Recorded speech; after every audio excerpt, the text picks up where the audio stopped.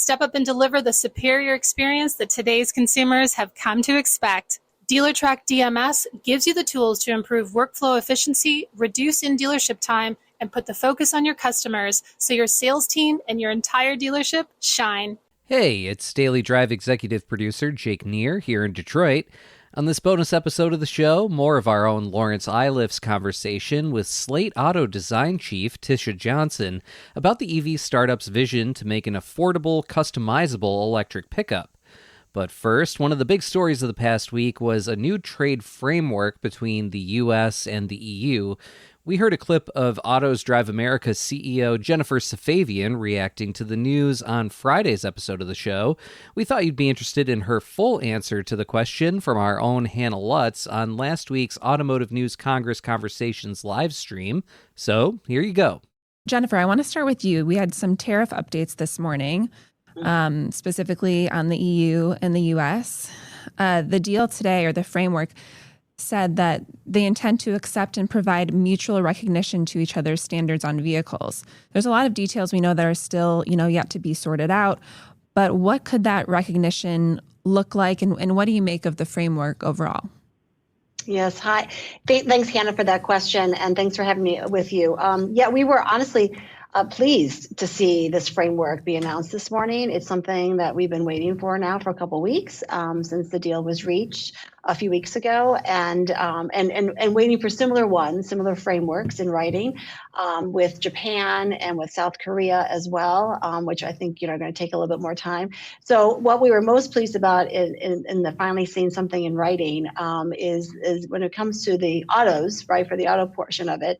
Right now, even though there are these deals, right, these verbal kind of agreements in place, the automotive industry is still paying 27.5% tariffs on every imported vehicle, and in a lot of instances on imported auto parts as well. And so that's having obviously a significant impact on the industry as a whole.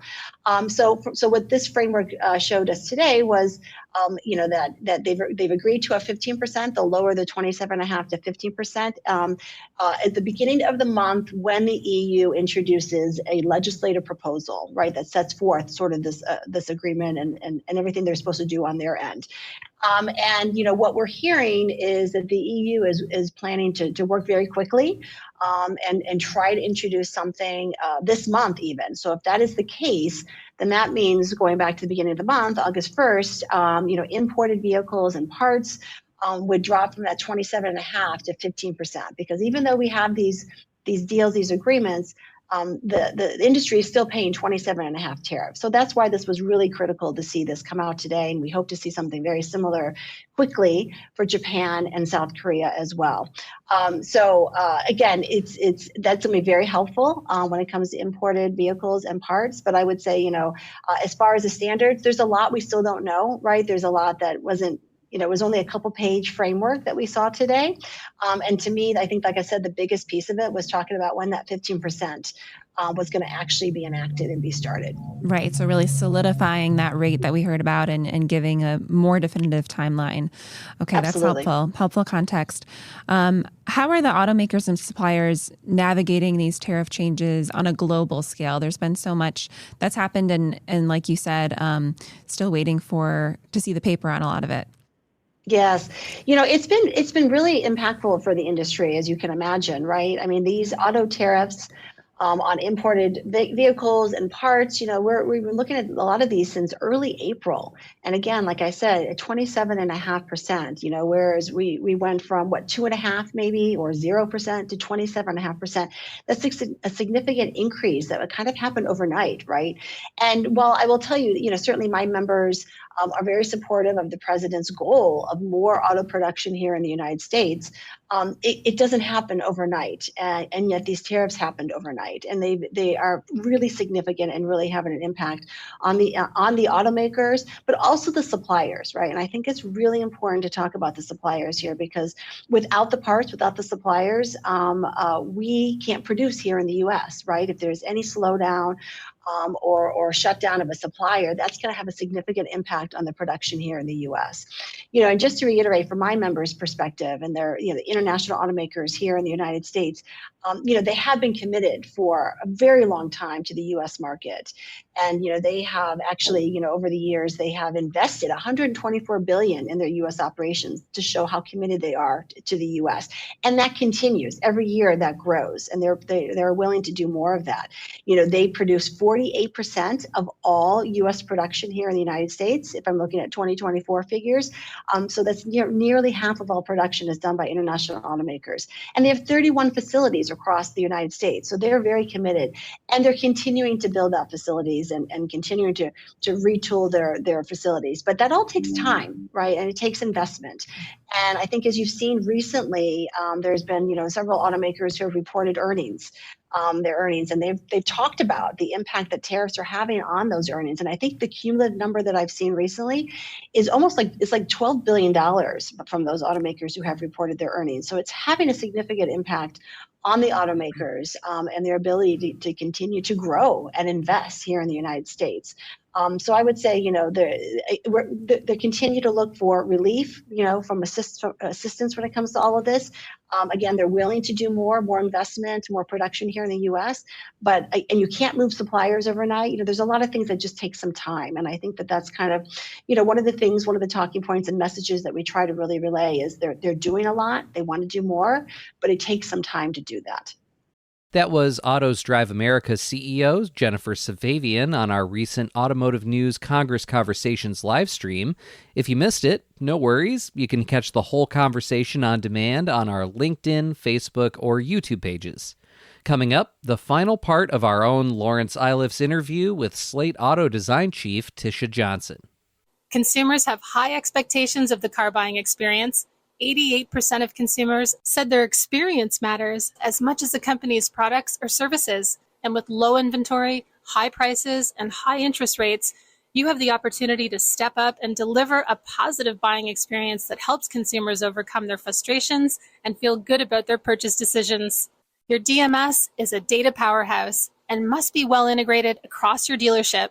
DealerTrack DMS is proven to seamlessly connect your operations and reduce manual data entry by pre-filling forms so consumers spend less time at your dealership.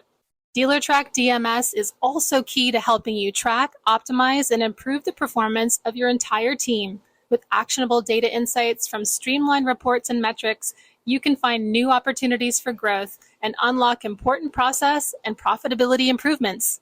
Because DealerTrack is flexible and easy to use, your team spends less time rekeying data and memorizing codes and more time delivering the next level customer experience your dealership prides itself on.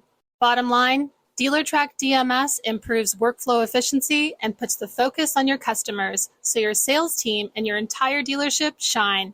See how you can unlock better experiences and improve your entire operation with DealerTrack DMS. Welcome back. On Thursday's episode of Daily Drive, we brought you the first part of Automotive News staff reporter Laurence Iliff's interview with Tisha Johnson, head of design for Slate Auto. That's the Jeff Bezos-backed EV startup that plans to sell a low-cost electric pickup that can be highly customized, even to be converted to an SUV. If you missed that part of the conversation, go back and check it out. Here's the final part of that interview. When I talk to people in the industry and people do consumer surveys and all this, they think the most controversial part of it is there's no four doors. Kids and dogs and all that type of stuff. I know you've created a situation in which you have a back seat, but then you compromise the bed. Was that a hard choice? Did they tell you you have to do that? Were you part of that decision? You don't even have to tell me that. But what do you think about it? Yeah, so there's a few questions in there, but let's start with, is it a compromise? There's some controversial conversations maybe around that, you're saying.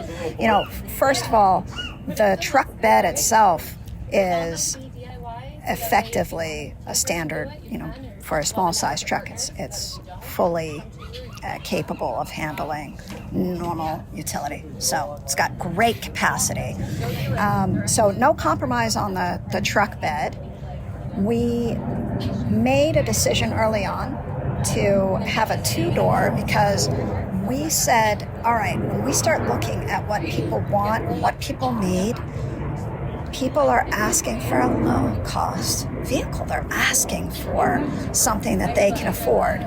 So we looked at it from the standpoint of passing dollars back to our customers. That was our future customers. And we, to this very day, when we are working on the vehicle, we're saying to ourselves, is this something then that we can pass on dollars to our customers? Yes, we can.